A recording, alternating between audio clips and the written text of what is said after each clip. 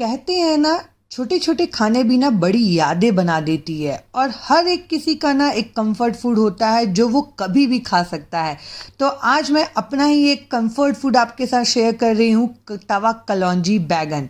Imagine करिए, ये छोटे छोटे बैगन जब तवे पे भूनते हैं और उसमें पड़ता है कलौंजी का तड़का, तो पूरा घर महक उठता है इसके मसाले की खुशबू से। यकीन मानिए, आपने एक बार भी अगर ये ट्राई नहीं किया है ना तो ज़रूर ट्राई करिएगा। तो इसके लिए ना सबसे पहले हमें क्या करना है, टमाटर को ना ब्लांच कर लेना है। तो मैंने यहाँ पे एक पैन में ना पानी डाल दिया है और उसमें टमाटर डाल के छोड़ दिया है। अब इसके लिए एक मसाला तैयार करेंगे, जिसमें मैंने 3 चम्मच धनिया पाउडर, आधा चम्मच हल्दी पाउडर, आधा चम्मच लाल मिर्च, आधा चम्मच ही नमक डाला है। और ये सारी चीज़ों को ना हम अच्छे से मिक्स कर लेंगे ताकि सारी चीज़ें अच्छे से मिक्स हो जाए। आप देख सकते हैं यहाँ पे। अब यहाँ पे ना हम लेंगे छोटे वाले बैगन, जो छोटे वाले बैगनी वाले बैगन आते हैं ना, वही बैगन यूज़ करिएगा, बहुत बढ़िया लगते हैं। ये इजीली मिल जाएंगे। और इसे हम क्या करेंगे, धो के अच्छे से पोंछ लीजिएगा और इसे बीच से ना इस तरीके से कट कर देंगे। जब भी आप बैगन लेने जाए ना तो याद रखिएगा, बहुत ज़्यादा टाइट वाले बैगन मत लीजिएगा, उसमें ना बहुत ज़्यादा बीज रहते हैं और वो खाने में ना बिल्कुल अच्छे नहीं रहते हैं। तो थोड़े से जो सॉफ्ट हो ना, उस टाइप के बैगन यूज़ करिएगा। और देख लीजिएगा बैगन में कोई कीड़े वगैरह ना हो, अच्छे से कट कर लीजिएगा। हाफ कट करना है, पूरा कट नहीं करना है। अब हम क्या करेंगे ना, बैगन में हम स्टफ़ करेंगे जो हमने मसाला तैयार करके रखा था ना, वो मसाले को अच्छे से भरना है हमें मसाले को, ताकि ना अच्छे से इसमें टेस्ट आए। एक एक करके ना बैगन के बीच में इस तरीके से चम्मच की मदद से, चाहे तो हाथों की मदद से आप इसे फिल कर सकते हैं। बहुत ही आसानी से हो जाएगा ये। मैंने सारे बैगन यहाँ पे भर लिए हैं। अब अभी हम इसे रखते हैं साइड में। पहले हम आइए देख लेते हैं हमारा टमाटर। टमाटर भी ना यहाँ पे ब्लांच हो चुका है, तब तक के देख सकते हैं आप। इसका जो छिलका है ना, आउटर कवर, वो निकलने लग गया है। इसका मतलब है ये परफेक्ट पक चुका है। अब इसे ना हम निकाल लेंगे और ठंडा होने के लिए छोड़ देते हैं। अब एक तवा चढ़ाया है मैंने, तवे में 2 टेबलस्पून मस्टर्ड ऑयल चढ़ाया है। सरसों का तेल में बनाइएगा, बहुत ही बढ़िया टेस्ट आता है बैगन का। और एक एक करके ना सारे बैगन इसमें रख देंगे। फ्लेम को लो टू मीडियम रखेंगे, हाई फ्लेम पे मत पकाइएगा वरना बैगन जल जाएंगे। और इसे ढक के ना धीमी आंच पे हम पकने देंगे। अब इधर देखिए, टमाटर भी ना हल्का ठंडा हो गया है। तो हम क्या करेंगे ना, इसका आउटर लेयर जो है ना वो निकाल लेंगे। छिलके को निकाल के अलग कर लीजिएगा, बहुत ही आसानी से निकल जाता है क्योंकि अच्छे से ये ब्लांच हो चुका है। अब क्या करेंगे, हम इसे कट कर लेंगे ताकि ये जल्दी से फटाफट से ना ठंडा हो जाए और हम इसकी प्यूरी तैयार कर सकें। बेसिकली यहाँ पे टमाटर की प्यूरी तैयार करना है हमें। और इस तरीके से बनाने से क्या होता है ना, टमाटर को ज़्यादा कुक करने में आपका टाइम नहीं लगेगा। अब जैसे ही टमाटर ना यहाँ पे ठंडा हो जाएगा ना, हम इसे ट्रांसफ़र कर देंगे मिक्सी के जार में और इसका ना एकदम चिकना सा ना पेस्ट बना लेंगे। टमाटर की क्वांटिटी ना थोड़ा ज़्यादा ही रहेगी बैगन में, तो टेस्ट ना बहुत ही बढ़िया आता है। आप देख सकते हैं यहाँ पे एकदम बढ़िया फाइन पेस्ट बन के रेडी हो गया है। अभी इसे रखते हैं साइड में। आइए चलिए अपने बैगन को चेक कर लेते हैं। देखिए यहाँ पे बैगन एक साइड अच्छे से पक चुका है। अच्छे से तो नहीं, पर हल्का हल्का पकना ये चालू हो चुका है। तो इसे हम क्या करेंगे ना, पलट देंगे।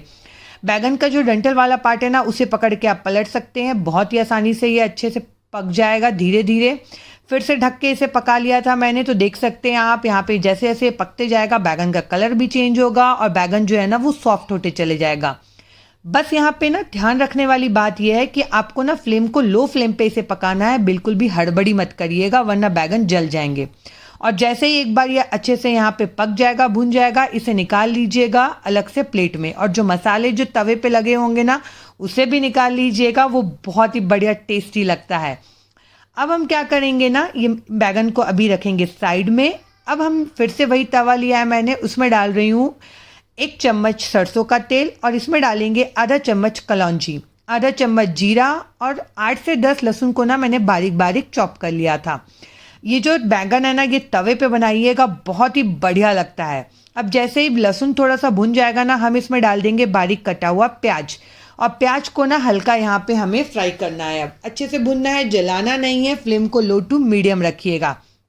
जैसे ही प्याज जो है ना वो हल्का सा नरम पड़ जाएगा ना, तो अब हम क्या करेंगे ना, इसमें डाल देंगे हम टमाटर की प्यूरी जो हमने बना के रखा था, वो सारा का सारा डाल देना है। अब टमाटर डाला है तो अब हम इसमें डालेंगे 1/4 टेबलस्पून जितना नमक, 1/4 टेबलस्पून हल्दी पाउडर और थोड़ा सा कश्मीरी लाल मिर्च। इससे कलर ना बहुत ही बढ़िया आता है।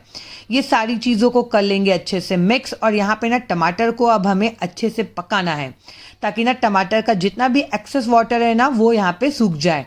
जैसे जैसे टमाटर पकते जाएगा ना ये जो पेस्ट है वो गाढ़ा होते जाएगा, आप देख सकते हैं। अब इसमें डालेंगे 1 चम्मच सांभर मसाला। जी हाँ, सांभर मसाला ही डालिएगा, बहुत बढ़िया टेस्ट आता है। आप मेरे कहने पे एक बार ये बैगन की सब्जी ना ज़रूर ट्राई करिएगा। जब ये अच्छे से भुन जाएगा ना इसमें डाल देंगे शक्कर थोड़ा सा, ताकि मसाले का जो टेस्ट है ना वो बैलेंस हो सके अच्छे से। और ये अच्छे से भुन जाए तो अब इसमें डालेंगे 1/4 कप के जितना पानी। जी हाँ, पानी डालना यहाँ पे इसलिए ज़रूरी है ना क्योंकि ये अगर गाढ़ा रहेगा ना तो बैगन में मसाले का टेस्ट नहीं आएगा। तो जैसे ही पानी डालेंगे ना उसके बाद हम क्या करेंगे, हमने जो बैगन को यहाँ पे फ्राई करके रखा था ना वो सारा का सारा बैगन इसमें डाल देंगे। और इस बार अच्छे से ना इसे हमें मिक्स करना है।